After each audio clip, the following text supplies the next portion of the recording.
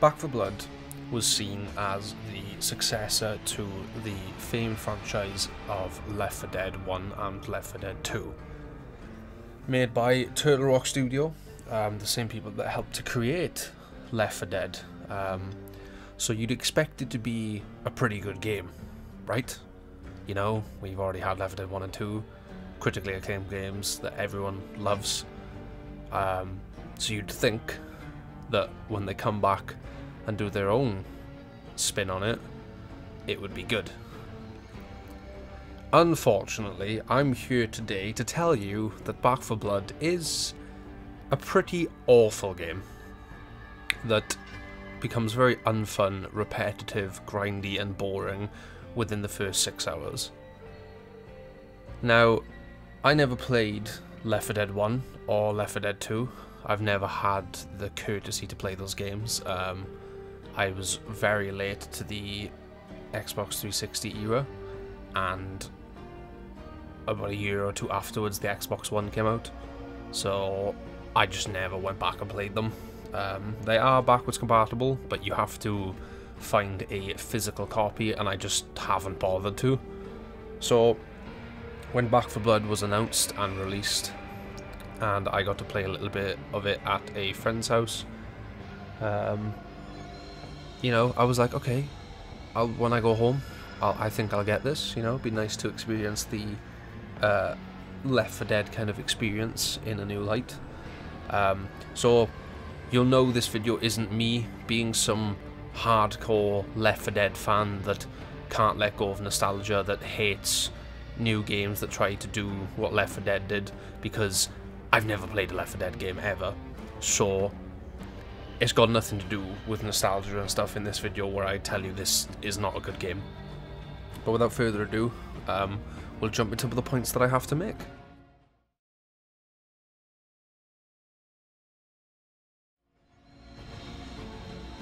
So, gameplay in Back 4 Blood is probably one of the only things that I'll talk positively about in this video. Now, I know a lot of people don't like the gunplay because the aim assist is so strong, like so strong. I think you can turn it off. I've never bothered to, I just adjusted to it. But I do like the gunplay. I like how beefy the guns feel. I like how I can buy attachments and stuff and scavenge for different things as you go through the levels and upgrade a weapon. You know, I really like that. Obviously there are melee weapons as well. You've got like baseball bats, axes, hatchets. The melee weapons are fun to use. They aren't viable a lot because, well, A, they're melee, and with boss mutations in this game, you know, for example, an ogre, you're not going to run at an ogre and melee it to death, because it's just going to push you away because its hitbox is massive and it's just going to kill you. So melee in this game isn't always viable, which is annoying because it is fun to play melee, and it's also not viable all the time because of the stamina system, because sprinting, jumping and meleeing drain stamina, and when you run out of stamina you don't swing your weapon properly and it's just useless. Now, it is viable provided you have a build that revolves around meleeing and not shooting, and we'll get into that kind of stuff in the next section of this video. So melee is fun. It feels fun to just melee and murder ridden, just smash the shit into them non-stop, but unless you have a build that revolves around it that keep your stamina up, it's not really viable. Guns are good. You know, we've got a decent stereotypical variety of SMGs, shotguns, assault rifles, sniper rifles, LMGs, pistols, or sidearms, as they're known. So you've got like your staple variety. You know, you've got your long range guns, you've got your close range guns, you've got your mid to long range, you got your heavy guns like the LMG. There's something for everyone. There's a gun that will suit everyone. I like to switch between SMGs and shotguns a lot. One of my favourite cleaners is Holly, because of her healing ability when you kill enemies, and she spawns with shotgun and baseball bat, and those are two of my go-to weapons a lot. So the gameplay is, from a gun standpoint, decent. Some people really didn't like it, but I personally like it. Now, gameplay-wise, when it comes to enemies and stuff, is kind of what you would expect. You know, I'm going off a base level here. Like, if we ignore corruption cards and stuff, which I'll get into later, if we're just talking like a base level with like no like crazy corruption things going on, you've got your normal ridden, which there's just zombies basically. The game calls them ridden because story, but whatever. They just run at you, walk at you, melee you, your stereotypical hordes of enemies. Then you have tall boys, which have 3 variants: Crusher, Bruiser, can't remember the third one because they're all much of muchness. They can smash you, they can grab you and choke you unless you're rescued by a teammate. Then you have the small sneakier enemies such as Hawkers, so they can like trap you with spit, they can lunge at you and pull you away from the team when you need to be rescued. So they're the kind of sneakier ones. You'll hear them, you just need to find them before they find you. Then you've got stuff like Reekers, which basically just explode on you, slash spew on you, and attract hordes. You also have the boss mutations then, Breakers and Augurs. Breakers are tall-ish, armoured, ridden, that have a health bar. You can destroy all the armour to kill them, or you can go for weak points to speed up the fight. They're not really too problematic on lower difficulties, and I've dealt with them on Nightmare with a melee build, and you can shred through their health. Augurs can be a bit more of a problem, because as I said earlier, you can't really melee them because they're huge and they will just knock you back. They also have weak points, but they favour a more shoot this thing style than melee it, because again, you're just going to get pushed away. You know, boss mutations are interesting.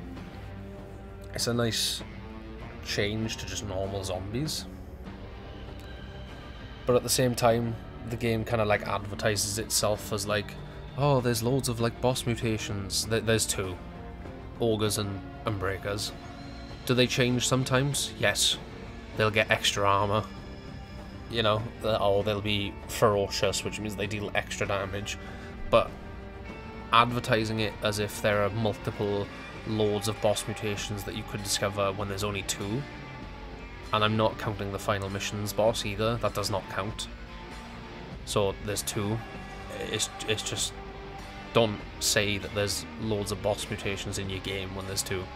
Like, it's a straight up lie, and they get really boring to deal with after a while. Like, an Augur is just shoot repeatedly and run away from, so it doesn't grab you, and a Breaker is just either shoot and try not to get hit by it, or get up in its face and melee it as much as you can, you know.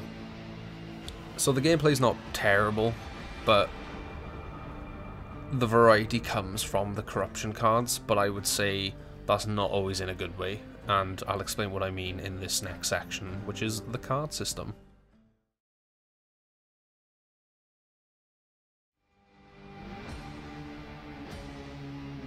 So, Left 4 Dead 1 and 2 didn't have a card system. That was not a thing as far as I know, you just played the game. But Back 4 Blood does have a card system that has been changed since launch like a few times, so I'm not going to go through how different it is and all that stuff. I'm just going to go off how it is now. You build a deck, you pick that deck, you take that deck into the game. So there are endless possibilities of, you know, decks you could make, and for my Nightmare run I did a Holly melee build, and that worked really, really well. So when I said earlier that melee is not viable unless you have a build that revolves around it, this is what I was talking about it. Your cards kind of determine your playstyle a little bit. So you wouldn't pick all melee cards, and like there's a card called Meth Head which helps with melee but disables ADS. So you wouldn't put that on a build and then play as Jim, who starts with a revolver and a sniper rifle, I believe. Like, you wouldn't do that. So your builds and cards determine how you play, but there are two systems. There are your cards and there are the game's cards. So the higher the difficulty you play, the more corruption cards you will face. Corruption cards are basically the same as Left 4 Dead's Director, I think it was called, which basically picks things to change in the level, adding extra problems, you know, changing how enemies work or giving them upgrades to make them harder. So you'd think that this would lead to really interesting gameplay and really fun gameplay with like different corruption cards on higher difficulties, and it would actually be satisfying to like beat the game and stuff on it, wouldn't you? I'm here to say that it isn't. Doing the Nightmare Run twice, because I did my girlfriend's Nightmare Run as well because she literally couldn't do it, was miserable. The game will slam you with corruption cards, oftentimes with a really disgusting combination that is just really not fun to play against, and it just makes the experience completely miserable. There were times where I'd have crones and other DLC enemies, and having to deal with them with a melee build while they shoot at me from a distance and I can't close the gap because my teammates just aren't doing their job is infuriating. There were so many moments where I wanted to just stop playing and give up completely. And the funny thing is, I still have Act 5 and 6 no hope difficulty to try, which is even harder than Nightmare, and I'm really not looking forward to it. So the corruption system, it does its job, I guess. It's a very artificial difficulty. It literally makes the game so hard. I literally remember when the game released and people were trying to play on Veteran straight away because they were like, yeah, cool, and you literally couldn't because you needed good cards. Like, it did not matter how good you were at playing the game, it mattered on your build. And this sucks because that should not be the determining factor of whether you can succeed or not. Having a really good build should not be what decides you can finish Act 3, for example, on Veteran or Nightmare. Like, it's really dumb. Like, I understand that the card system is, you know, crucial to this game, and that's what kind of makes it unique. But at the same time, people are just gonna start to, like, look up decks online, and just everyone's gonna just play the same. Like, everyone's gonna be, like, looking up, I don't know, Act 3 Nightmare build, I'm struggling. And then there's going to be like 3 or 4 recommendations. This one's used the most, this one has the highest success rate. Alright, we'll use that. And then everyone plays the same then just to get it done. You know, like, that's where my build came from. I tried it by myself, didn't do well, did terribly, died on like the 2nd mission on Act 1. Looked up, you know, some tips and help. And there was this build that went with Holly that was completely melee focused until Act 4, but then they had an LMG build to use on Act 4 to swap to. So I just copied that, and what do you know, it worked. Yeah, it's infuriating that if you don't have a really coherent, good deck for the difficulty, then the game punishes you so severely for it. You know, it's just dumb. Forcing players to play your game on Recruit to earn the cards to then be able to play on Veteran is just, you know... I'm not saying you should be able to pick up Back 4 Blood and breeze through Veteran first try, but I'm saying it should have at least been possible. But for a lot of people it wasn't, and Nightmare is just awful. So, Lord, you know, God forbid what No Hope's going to be like. So card system is an interesting idea, but you know, everyone's gonna just look up what the strongest builds are for which character, and then find your favorite character, find the best build, copy paste. There we go. That's it.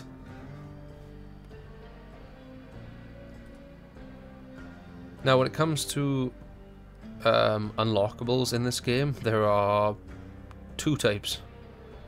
Cards, which eventually will run out, because there are only so many unique cards in the game.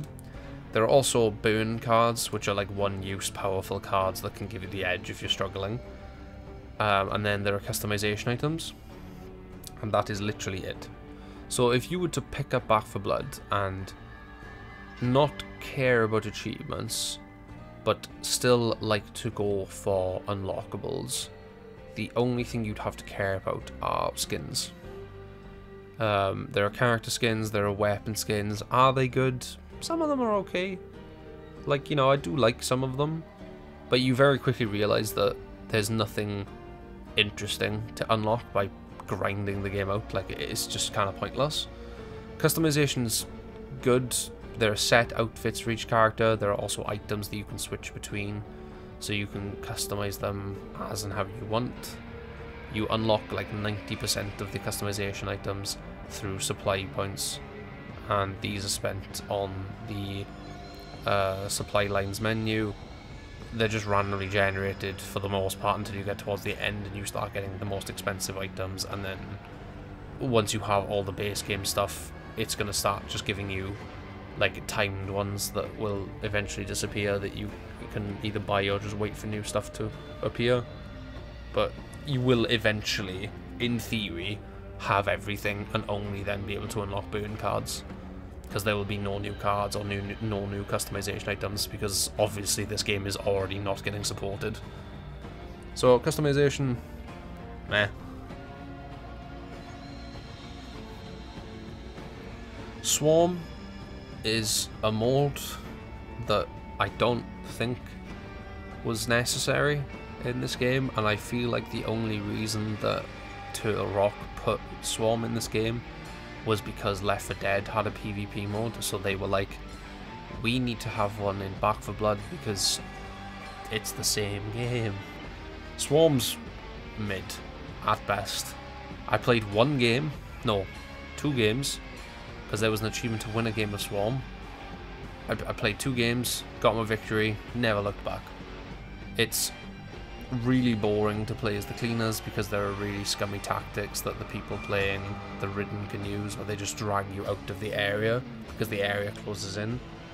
And playing as Ridden is interesting, but seeing the exact same areas from the campaign, and also those areas being really small in some scenarios, just is boring. It's just not interesting at all. Playing as the Ridden's kind of cool.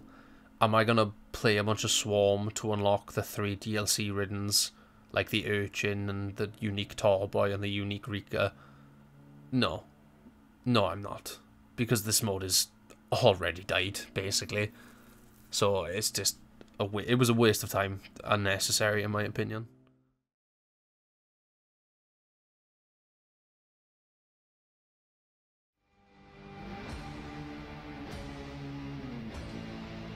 The levels in Back 4 Blood they range from good to not great.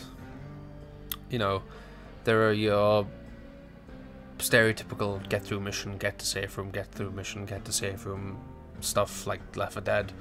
You know, it's okay, whatever. There are the finale-esque missions, which are sometimes more interesting a little bit. You know, I'm thinking maybe I don't know, Blue Dog Mine, maybe. Is it interesting though? I don't know. It's okay. I don't know. The levels are like some of them are memorable. Like Blue Dog Mine, I remember because you are loading an artillery gun to fire into a Ridden hive, and it's fun on Recruit. On Nightmare, it's horrible because it takes way too long to get the shells in and out, and it's basically Hold X Simulator for 5 minutes, and that is the mission. It's pretty pathetic. You know, you've got the Devil's Return finale, which is blowing up a bridge, which is meh. You go through the bridge and then have to run back into a ferry thing to blow it up. It's okay. The normal levels are much a muchness. You know, are they pretty? Yeah. Are they interesting? Meh. They're alright. You get fed up after playing the game once. So, you know, it's the same stuff you're seeing again. The levels are okay. You know, they're just kind of whatever. There's nothing interesting, like a lot of the stuff you'll see in safe rooms. If you're looking for like little tidbits of story, you'll often just see the same stuff on the walls all the time. So there's not even like unique stuff hidden away to like explore the world of this game. It's kind of just the same things over and over again. Like little post-it notes that'll say certain things, or little bits on the wall on a bulletin board. There are a few unique ones on some missions, but not many. Not that I could find anyway. So levels are okay. It honestly can depend on the corruption cards you get as well, on whether the level will be fun or miserable. And some levels will also have really stupid objectives. For example, Dr. Rogers' Neighborhood, you need to get the T5 samples that he's got and get rid of them, like take them with you, put them in the truck and leave.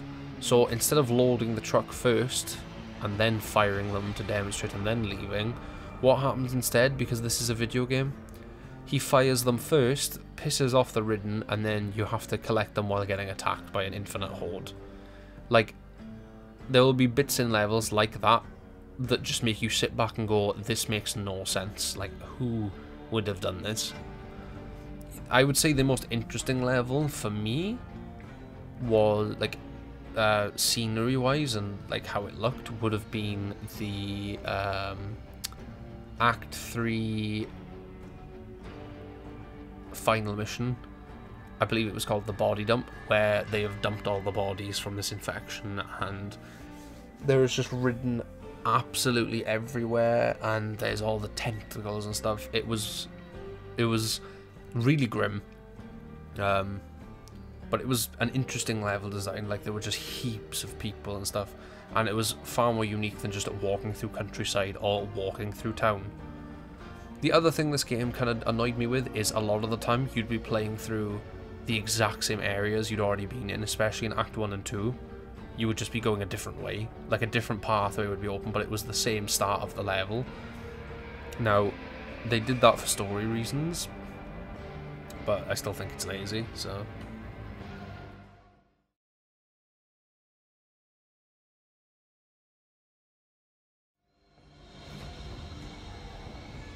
Speaking of the story, or lack thereof, I guess, Back 4 Blood does have a story. What that story is, I don't know. We have cutscenes in game, but like we never really learn a lot.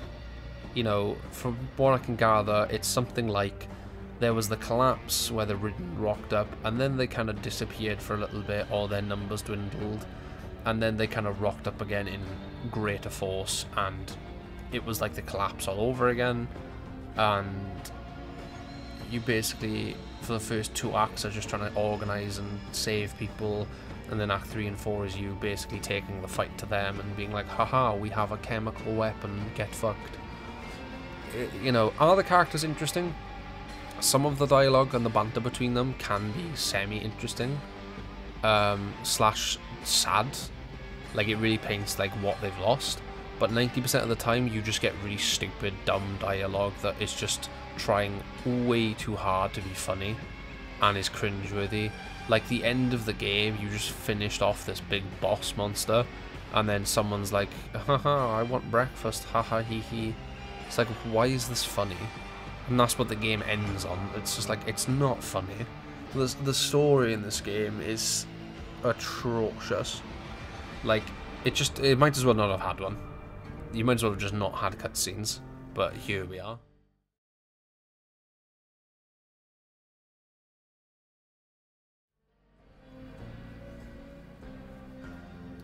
Moving on from the story, then we have the DLCs. I've played 2 out of 3 of the DLCs. The only DLC I have not played is DLC 3, River of Blood. DLC 1, Tunnels of Terror. Interesting idea. You know, there are 7 ridden hives that you can explore and earn skull totems and stuff, and they're hidden on levels and they don't always spawn, and honestly, I thought it was the laziest DLC ever. I'm sorry. They basically just made 7 small-ish unique maps that would maybe spawn on a level you'd already played, and you had to find them. And they were random every time. So if you're really unlucky, you could get the same one like 4 or 5 times in a row. Skull totems, you could only earn a maximum of 3 per go, and you need at least like a good 10 to 15 to purchase like the entire supply line every time it shows up. So they were expecting people to grind these. You have the warped ridden, which are just 3 unique mutations, I guess. One for Tallboy, one for the Hawker thing, one for Rika's. Not that interesting, considering they spawn in the base game anyway, even if you don't own the DLC. They're whatever. And yeah, just a very boring kind of meh DLC that just wasn't even new, really. There was no story with it either. It was just kind of pointless. It kind of set up DLC 2, kind of, because the skull totems were human made and there were other people that had been traveling into these caves, so I guess it set that up in a way. Then you had DLC 2, Children of the Worm, which is what I played last night. Played it all in one go on Recruit with my girlfriend, and we both came to the conclusion that it was a shit DLC. Story was meh. Basically, there are these cultists that worship the Ridden for a reason. It's never explained how they don't get attacked by the Ridden, so I don't understand that. My girlfriend even looked it up online to see if there was any lore somewhere, and fun fact, there isn't. There is nothing on how they somehow don't get attacked, so unless DLC 3 is going to explain that, I don't know. It was a meh DLC, you know. It was mid, and they're all this Children of the Worm, and we worship the worm, and it's just cringe-worthy, stupid dialogue that we just did not care about. The level design is okay, nice change of place because you're in a prison, but the first mission especially sucked, where you had to repair a boat, and there were like 4 parts you need, and it's just run back and forth simulator. It was really boring. So yeah, DLC 2 still not looking good. Interesting character to get, Prophet Dan. Still haven't seen how his ability works when it comes to downing cleaners and reviving them. The game just says strange things happen. But yeah, other than that, also a mid DLC. As for DLC 3, haven't played it. The only thing I know about it is I've played as Tala. The only interesting thing about her really is she gets a whistle to spawn on the map that you have to find, which I think is stupid. And that basically can spawn a friendly Tallboy, and it recharges if you find it. So that's interesting. The Tallboy's name is Jeff. He's kind of cool, but he lasts about like 30 seconds and then dies. So he's kind of pathetic. But yeah, the DLCs are just as poor as the story, really. I wouldn't... We got them on sale. They were 30 quid altogether, or we had to buy the season pass. But then literally 2 days ago, I think it was, or a day ago, the season pass was on sale for like $6.99. So we just were like, yeah, if we're gonna go for the achievements, we'll pay for it now. So yeah, don't recommend.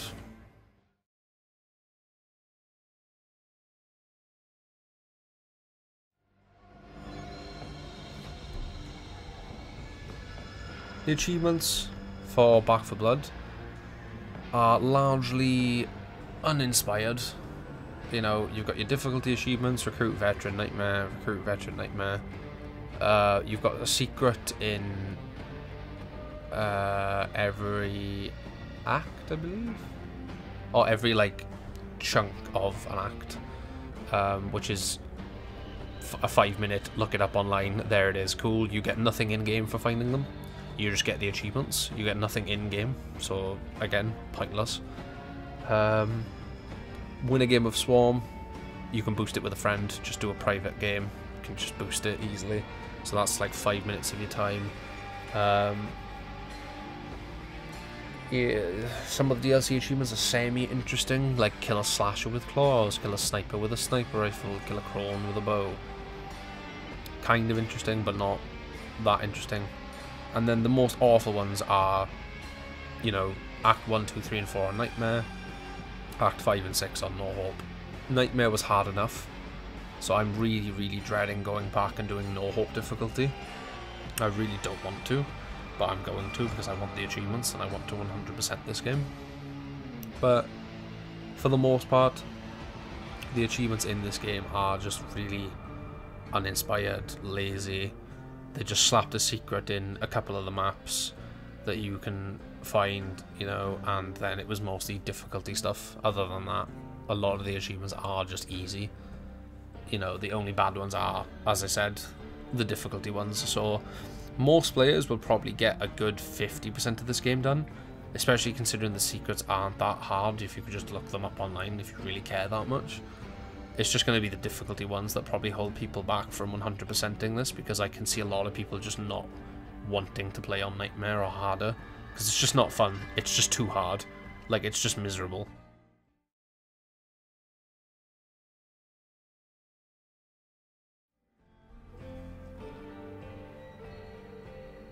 And that is Back 4 Blood.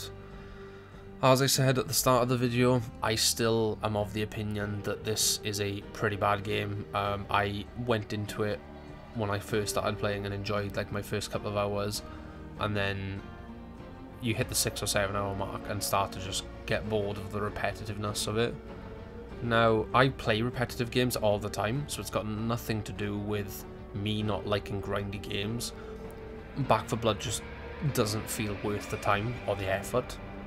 So once I 100% this game, I will be uninstalling it and I will never play it again. It hurts even more when you know that the devs made the 3 DLCs and then jumped ship immediately, because it just didn't reach expectations. You know, it would have been nice to have seen Turtle Rock at least try and stick with the game and try and keep improving it and try and make it better and try and, like, you know, improve the player count. But instead, the game tanked, so they kind of had to make good on their DLC promises, because obviously the season pass had already been released. They did that and they dipped. So maybe if that hadn't happened, the DLCs might have been better if they weren't just doing it to fulfill the season pass, and maybe we would have got more DLC and we would have actually had the story fleshed out a bit, and we could have had new weapons and new characters. But alas, Back 4 Blood just didn't meet expectations, and now it might as well be a dead game. Like, it's not going to last another couple of years. It's not, you know, I'd be surprised if this video even did well, because it's just not a very relevant game anymore already, even though it's relatively new. So yeah, that's my opinion on Back 4 Blood.